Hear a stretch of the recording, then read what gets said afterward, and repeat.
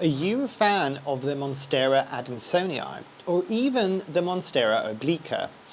You know, the kind of monsteras that have all the holes. I think it's called a Swiss cheese plant in some places. This is not a review of the adansonii, but this is a review of a plant that does get quite large and has a similar look. I think most people probably guessed what it is, so let's dive into it.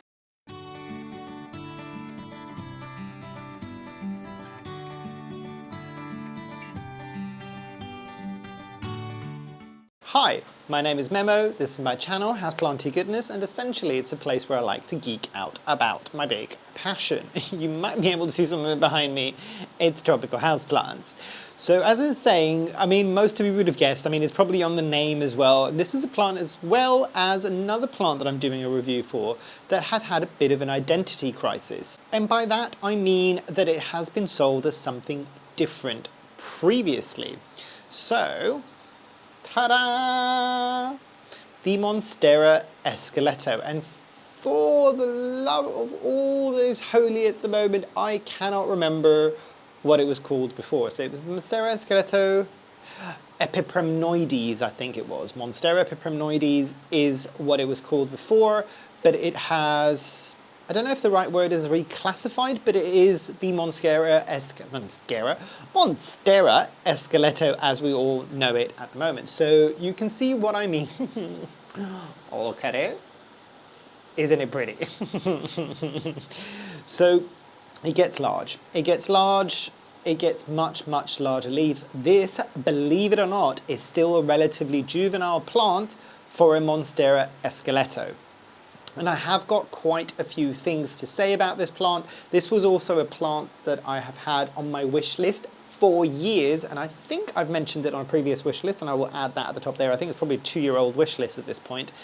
And this plant I have had for almost 2 years. Remember what I was telling you about wish list? Put it out there and karmically it will come to you. So yeah, the Monstera Esqueleto is what I want to focus on today, and I'll give you my experiences with this plant, because I still know that there's a lot of people that are potentially looking for this plant, or maybe are growing this plant, and I'm going to share my experiences. Feel free to share yours down below.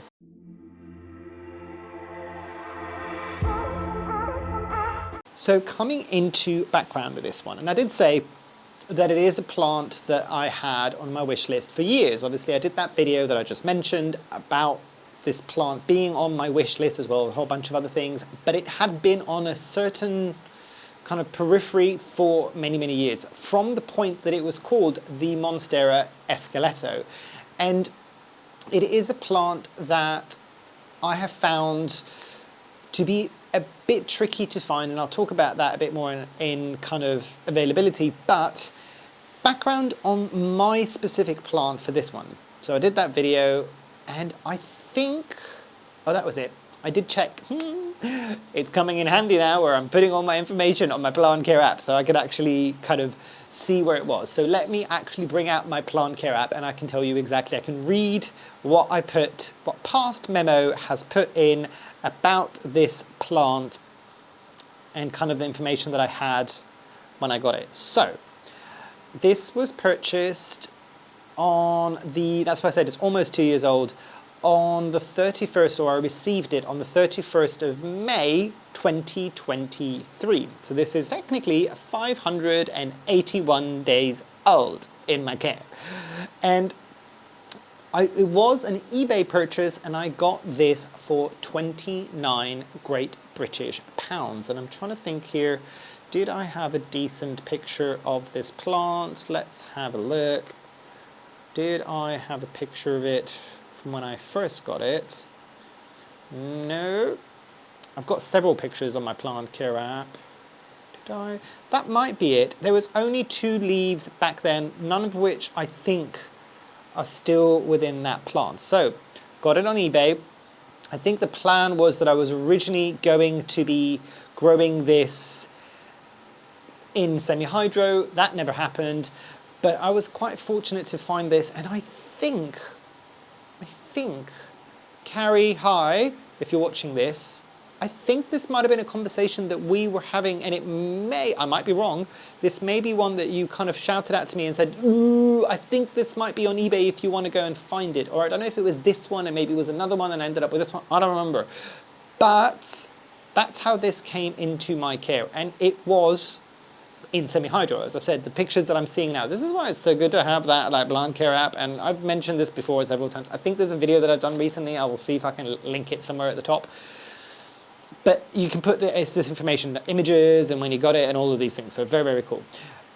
But yeah, that was it really. Like I got that, it wasn't massively expensive compared to what this used to be like. Now, the other element on this, and I still stand by this, and we'll touch on a bit more on this, I wanted to get a slightly more mature plant. I could not find one, and the ones that I was finding that were much bigger and much more established with much larger leaves were really, really expensive. They were definitely in the triple digits, low to mid triple digits back then.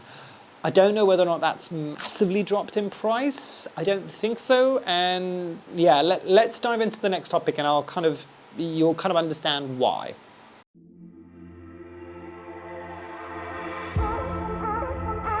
So when we're looking at speed of growth for this plant, it's not, at least it hasn't been in my experience, a particularly fast growing Monstera. I would almost hazard, not a guess, but I would say that this is probably one of my slowest growing Monstera, so bear that in mind. I think from what I'm seeing online from other people, and correct me if you think I'm talking rubbish here, that might be the case for most people. I think it might be a bit faster when the leaves are much more juvenile, because you can get an Esqueleto where the leaves, so that's the smallest leaf that it has right there, but that's still larger than most Adansonii leaves when you first get them, but you can get this very, very small, and it kind of pretty much looks like an Adansonii, like a juvenile Adansonii. It could be very kind of like juvenile cutting from this. The one thing I will say about that is be very careful, because this can, to somebody who has not experienced both plants, you might end up just getting an Adansonii and you're just like, why is this not sizing up? Because an Adansonii can size up, and I'm trying to see if I can get an image. Let me do it now whilst I remember, because I'm going to be editing this whilst I'm away in Greece and I'm not going to have a picture, so let me do that. So I will add a picture here of an Adansonii that I'm kind of growing on a moss pole, and the leaves are getting larger. If I'm not mistaken, barring the obvious differences in terms of like size, the Adansonii's leaves can get really large, and I've seen a couple of people that have grown it on moss poles and chopped and propped and chopped and propped and chopped and propped, and it keeps sizing up. I think the Adansonii loses some of that kind of holes within the leaf, but it's still larger, and the holes become less of a dominant thing. The leaf becomes a bit more solid, I think, based on what I was seeing. I might be wrong. But with the, I was going to say Epiprimnoides now. It took me years to not call this an Epiprimnoides. With the Esqueleto, the images that I'm seeing with people with massive leaves, the holes definitely remain and they get much larger. Not to the same level as the Monstera obliqua, but where there's more hole than leaf, but you kind of get the gist of it. And if you do a quick Google search for very, very mature Monstera Esqueletos, you'll see what I mean. But in terms of speed of growth, bringing it back in because Memo can't stay on one track for very long. Speed of growth, let me benchmark this. So if in my space, and this has only ever grown in my conservatory, so in here, if I'm growing, and I am growing golden pothos somewhere, in the summer, so in the growing season, that will get 2 to 3 leaves on a growing stem each month. This might get a leaf each month. And it pretty much goes not into, it is dormancy actually. It doesn't actively grow in the winter. It does grow roots like mad in the winter, more so than in the summer. So there is that. So it isn't one of the fastest Monstera. So maybe a leaf a month if you're lucky in the growing season. And yeah, so actually 1, 2, 3, 4.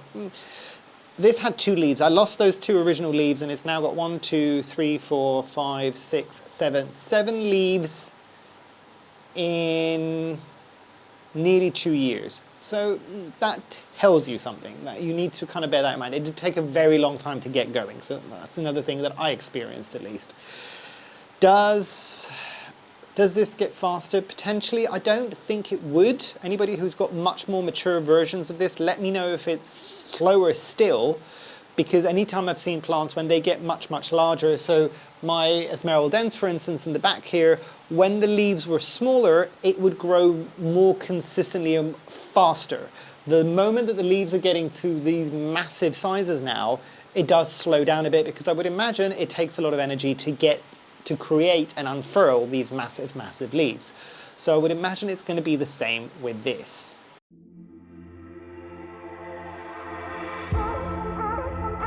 But coming into ease of propagation with this, I have not propagated my specific one, but considering that this was basically a rooted propagation that I purchased on eBay, would I imagine it's relatively easy to propagate? Yes.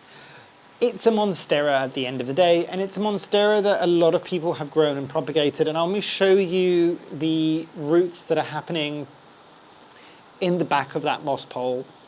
And a lot of these are new. They've only ever happened this winter. It took a while to figure out that I'd given it a moss pole and to actually start attaching.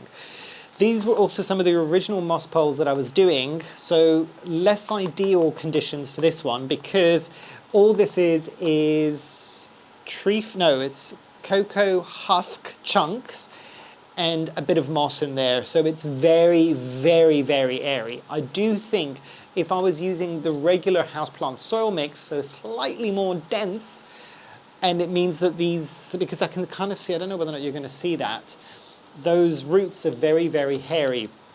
So usually when I see that level of hair, it's almost the same as if I'd given this plant a plank rather than a moss pole. I find that the roots in the moss pole, especially if they're in soil, they tend to be more traditional kind of root, soil roots. These tend to look more like plank roots, which to me again might be that this is why it's growing a bit slower, because it's not maintaining that much moisture from that moss pole. So all of this to say, do I think this is going to be an easy plant to propagate? Yes. Do I think it's going to be a fast plant to propagate? Probably not. Like, you will get some decent roots, but I would hazard a guess, based on my experience and what I've seen, that it would take a while to start pushing out foliage. If you've got differing opinions, or if you've tried this and propagated it successfully several times over, let us all know down below what your experiences have been.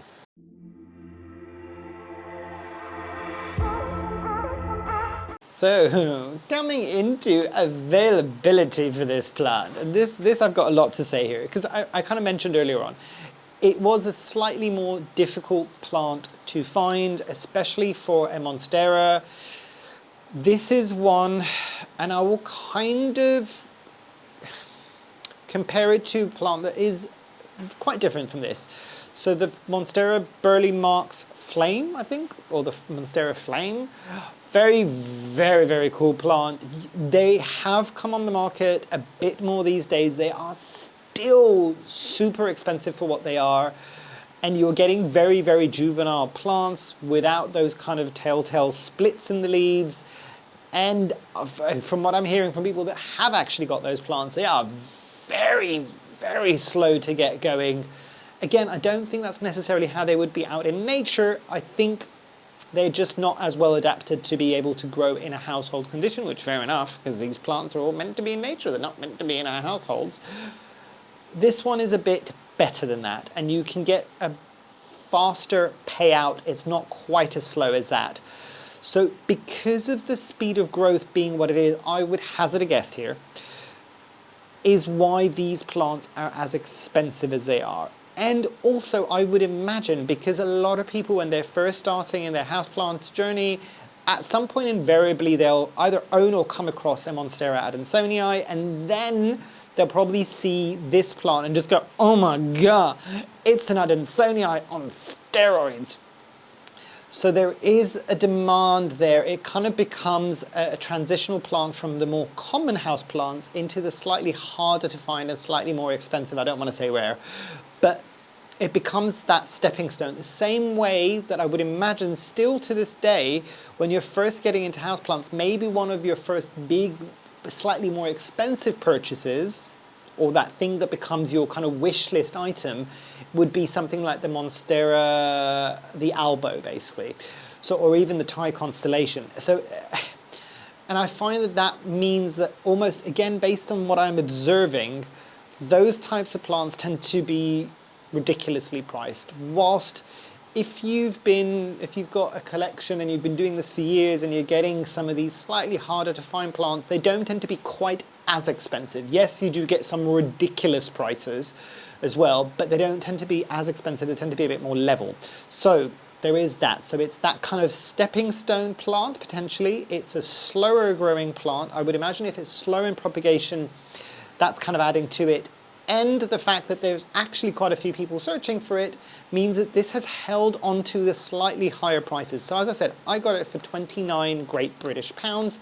But back then, if I wanted to get a more mature specimen, I was looking at about 200 to 300 Great British pounds. I haven't searched recently, and hopefully maybe Editing Memo can do a quick Google search or a quick search online to see what the prices are for these things currently. I would hazard a guess that the price hasn't dropped too much. That you can probably still find relatively small rooted cuttings for kind of mid double digits or just lower than that. But then if you want something bigger and more established, you are going to be shelling out a bit more money, probably because it takes as long as it does to grow. Because the reason why you would want a more mature specimen is to get much larger leaves faster.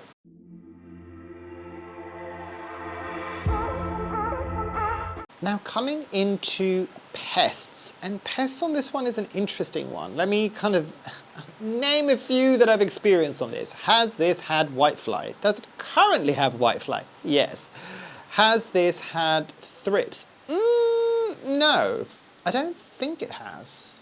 No, I don't think it has. Or maybe if it has, it hasn't really done any severe damage.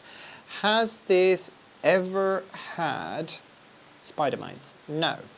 So, has this ever had mealybugs? Touch wood? No. Shocking in my space. But I really hope I haven't jinxed myself by saying that now. Watch me having jinxed myself saying that. But yeah, it's not one that tends to be very, at least what I think is the case. I don't think it's very attractive to a lot of pests because this has been around other plants that have had all of those different pests, but it hasn't really got any. So there is that to be said. Part of that, and I'll touch a bit more on this on kind of accessories and care, is that this plant, in relation to the Adansonii, so the Adansonii, the Laniata, I think as well, or the Cuminata, I can't remember which one of the two I've got, of the variants of the Adansonii, I think. I don't know if they're separate species, they might be, do not come for me, I do not know. This is definitely got thicker leaves. Definitely from the Adansonii. I'm trying to think of the other one that I have. Maybe not from the other one, but this has definitely got thicker leaves. Is it as thick as a Monstera deliciosa? No, but it's definitely somewhere between an Adansonii and a deliciosa, if that makes sense. This is the in-between bit. So they are quite thick leaves for this type of looking plant. So I would imagine that's part of why the pest thing isn't as much of a thing.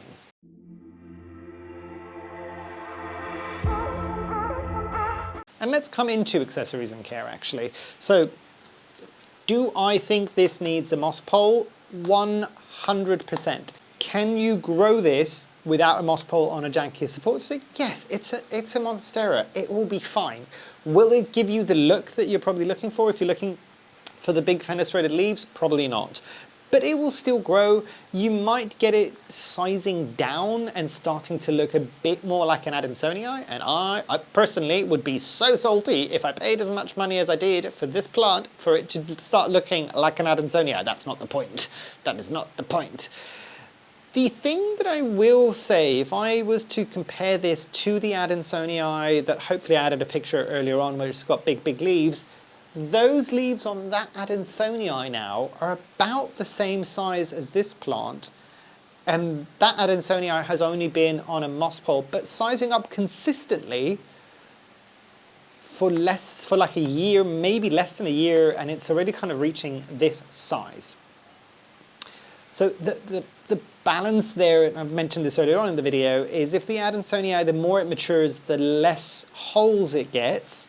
I don't want to say fenestrations because other people have kind of corrected that it's not fenestrations. I think there was a debate about whether or not fenestrations were the splits on a Monstera or whether or not fenestrations are the holes, and this is technically got holes, it's not got splits. Oh, it's a whole thing.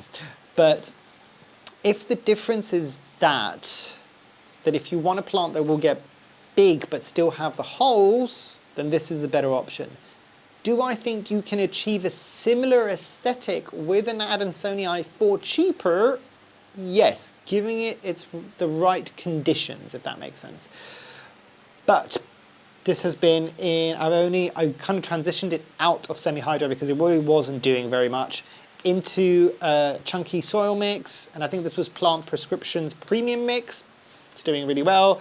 The moss pole was a game changer. It did take a while to figure out that there was a moss pole there for it to attach, but other than that, it doesn't need an awful lot of babying. It is a Monstera at the end of the day.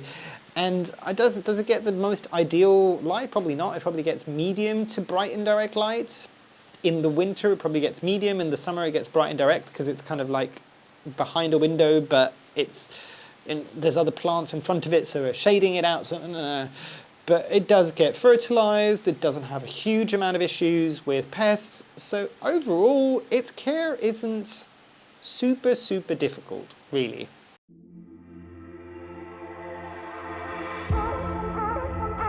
I had to put it down. You can kind of still see it in front of me here because it's getting a bit heavy. Let's come into some final thoughts. So final thoughts with this plant is, knowing what I know now, if I did not have it, would I purchase it? Knowing what I know now? Yes, without a shadow of doubt. This was a wish list plant. If I didn't have this, but I know what I know now, would it still be a wish list plant? Words. Would this still be a wish list plant? Yes, it would. So, yeah, that part of it has not changed for me. Do I think it is a very pretty plant? Yes. It does grow differently than in the Adansonii, as I've said. I mean, the petioles are much sturdier on this. But yeah, I would definitely get this again.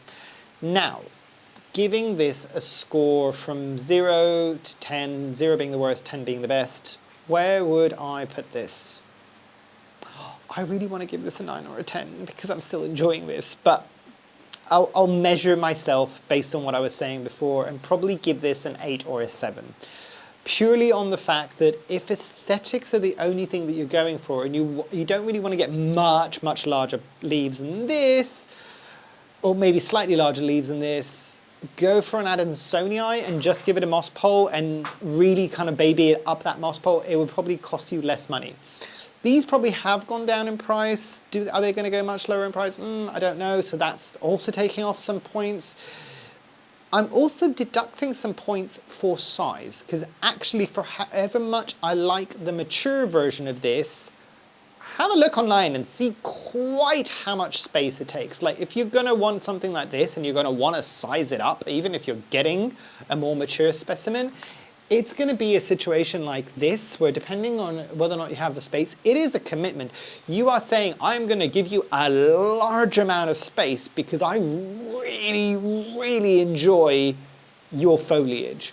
So that is, to me, it's a tricky one because this isn't one that you can say, okay, I'm going to get it and it's going to do well and I'm going to tuck it away somewhere, because it will do well at some point or another. And when it starts getting larger, what are you going to do? Like, it's great, but then you're going to have to find space, and this grows, the larger versions of this that you see, they grow in a very kind of floppy kind of way. So this is still keeping relatively upright, but when those leaves start getting heavier, they start looking, and there is people that are going to love that, don't get me wrong. That's why I was saying I really wanted to give it a 9 or a 10, but I think a 7 or an 8 is probably going to be more realistic for most people. But yes, What do you think? Do you own this plant? Are you looking for this plant? Have you owned it in the past? How have your experiences been with it? Anything that you think I've missed or I've made a wrong assumption based on my own experiences? Your experiences might be different, as I said.